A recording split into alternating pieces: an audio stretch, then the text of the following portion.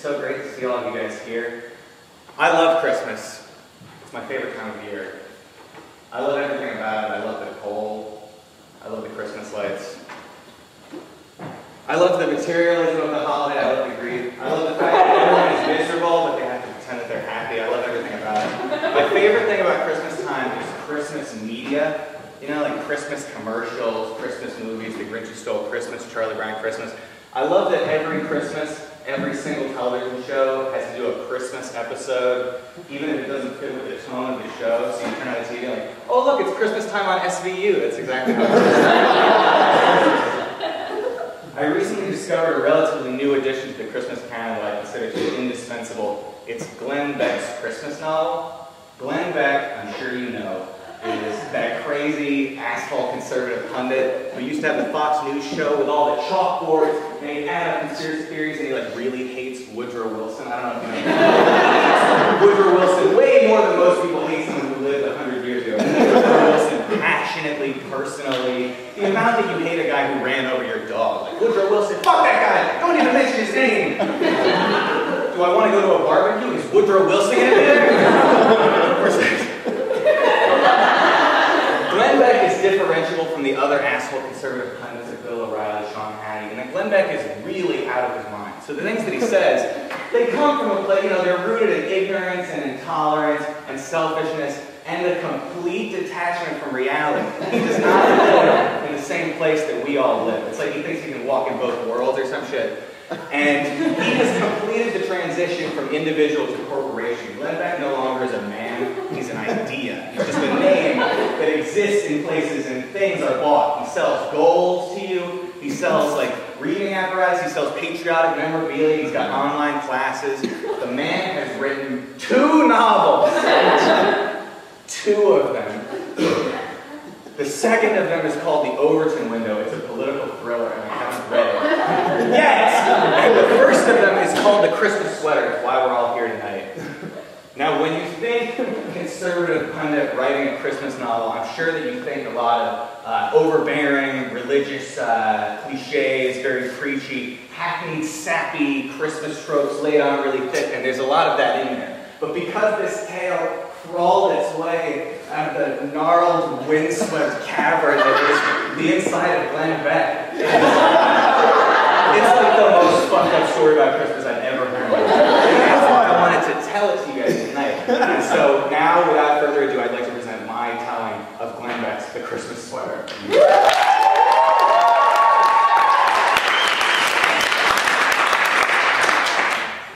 Our story begins in a small town in rural Washington. The protagonist of the novel is an 8 or 9-year-old boy. In the book, he's not named Glenn, but we're going to call him Glenn right now, just to make everyone's life a whole lot easier. So young Glenn lives in a small town in rural Washington with his mother. And things have been very difficult for Glenn and his mother for the past 3 years, because 3 years ago, Glenn's father died of cancer. And Glenn's mother was not making enough money to support an entire family. She's had to take on extra work. They've been barely making ends meet. Their lives have been very difficult for 3 years. And for Glenn, this drastic change in the circumstances of his life is best exemplified by a sharp drop in the quality of Christmas presents over the last 3 years. That's what really resonates with him. Ever since his dad died, Christmas has been super shitty. He always gets cheap presents, he gets socks, puzzles, he gets bootleg-ass action figures. He'll get like a dude who transforms into a car, but it's not called a transformer, it's called a changeling or something. That's not what Glenn wants. Glenn wants a bicycle. He wants a shiny, new, red bike. His mother hasn't had enough money to get it for him any of the last 3 years, but Glenn knows that this year is going to be different. He's been really mature, he's been a really good boy all year. He's been very vocal about wanting a bike. He feels his mother's been dropping hints, maybe sneaking around. And Glenn has faith. Not just in his mother, but in God. And here's where God starts to poke his nose into the affair. Glenn knows that God does everything for a reason. So God's not just going to kill his dad and be a dick about things. Clearly, God is working in mysterious ways, you know?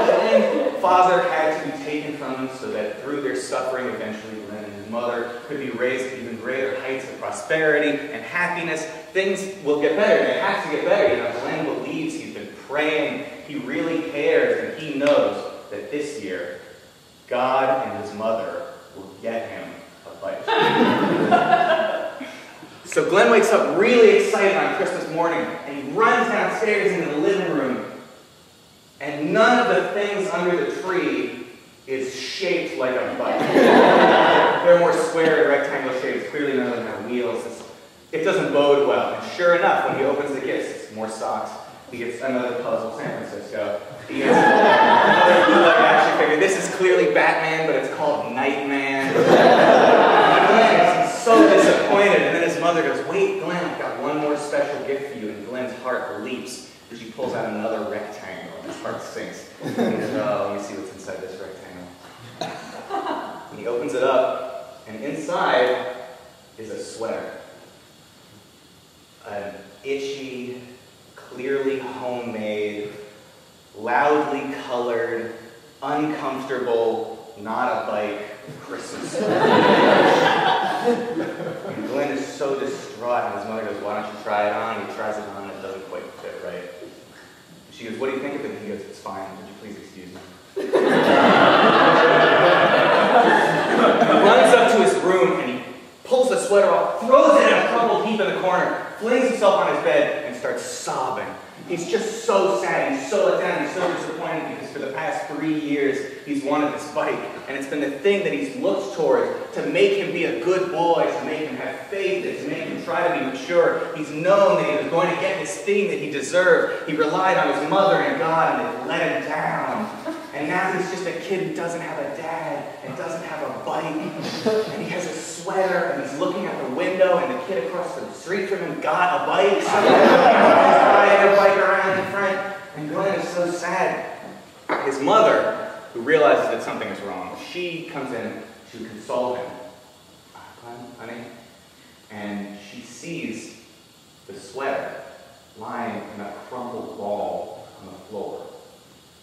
And her heart breaks. She very slowly, stoically walks over to the sweater, picks it up, she folds it up, puts it on the counter. She says, "Honey, please don't treat your new sweater like that." She walks out of the room. And then there's this really intense passage. He sits there and actually thinks about how it must have felt for his mother, knitting the sweater, knowing that he wasn't going to like it. And he pictures his mother going to a yarn store and picking out yarn and agonizing over which color of yarn to pick, trying to pick her son's best colors, trying to pick the colors that look best together. And all the while she knows it doesn't matter what color the sweater is. It's not a bike, it's a sweater, and her son's not going to want it. And every day she has to walk home from work past the thing that her son actually wants in a store window that she can't afford. She's got to go home and wait until her son falls asleep and sneak out into the living room to knit this futile sweater of misery, trying to remember how long her son's arms are, trying to make it fit as well as possible. And all the while she knows it doesn't matter how well it fits. It's not a bike, it's a sweater. And her son's going to be disappointed and feel let down and unhappy, but she still has to try to make it as well as she can. And for just a split second, Glenn feels extremely guilty.